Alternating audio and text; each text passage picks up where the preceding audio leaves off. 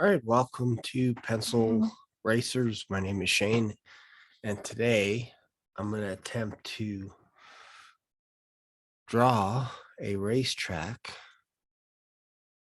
on this whiteboard so you can get a little bit of an idea of what my methodology is when I'm trying to draw a track. So let's just draw a track, shall we?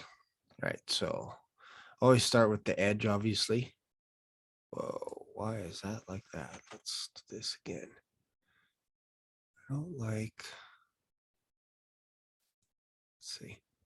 Yeah, that's better. All right, so let's just go like this, like so. This is boom. And then now we draw the inside. Pretty straightforward. Like so. And then I have a start and a finish line, like so. Boom. So this is start, finish. And then you could put some little potholes. I like to just put a couple, not too many. If you want to be crazy, especially when you're racing against someone else, you don't want too many of them. And then I always put a pit close by. That way, if you hit a pothole, you will need to change your tires at the pit. So you got to actually use your pencil from the pothole and make it to the pit. Then you can continue your race.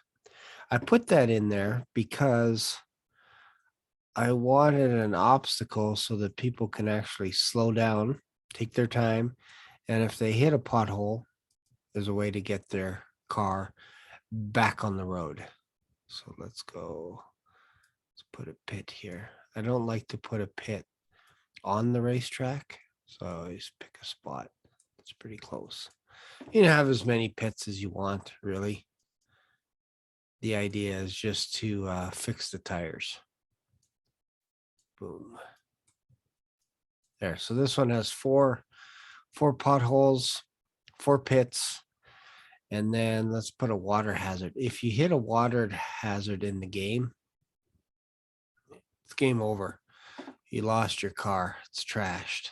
So that's why I put these water hazards just outside the racetrack barrier.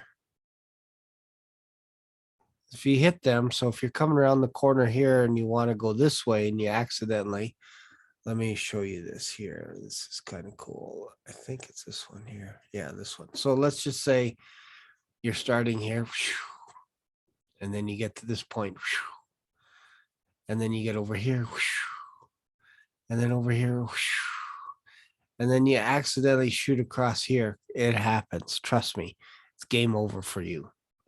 Game over. If you hit the water, you wrecked your car. So everything else is still okay. So if you're starting again, you take a shot, end up here and you hit a pothole, the next time you have to try and get to the pit. Doesn't matter if you go over the pit, because then the next turn you're back on the road. Right. So hit a pothole. You can overshoot the pit as much as you want. It happens. But then your next one is there. So basically the idea is it takes up a turn. So meanwhile, let's just say you're here and you hit a pothole and then your friend takes off. Well, you got to go here. And now your friend is over here. And now you got to come out. And then your friend is taking off while you're basically you lose a turn, is how that works. So if for some reason, let me draw this one here instead of vanishing. Let's just say your car is right here and you overshoot. This is where it's game over. Okay. So if you're going here and then you go here and then for some reason you hit the pothole, this is where your car has to stop and then you can go into the pit like I mentioned, and then you go back out. Then you continue your little race. And what I suggest is if you have, this is going to be tough to race within the track here. Let's just see. Oh, actually, race is pretty good. What I suggest is, let me erase this here. If you're racing with a friend, you use different colors, pencil, crayons, pencils, whatever.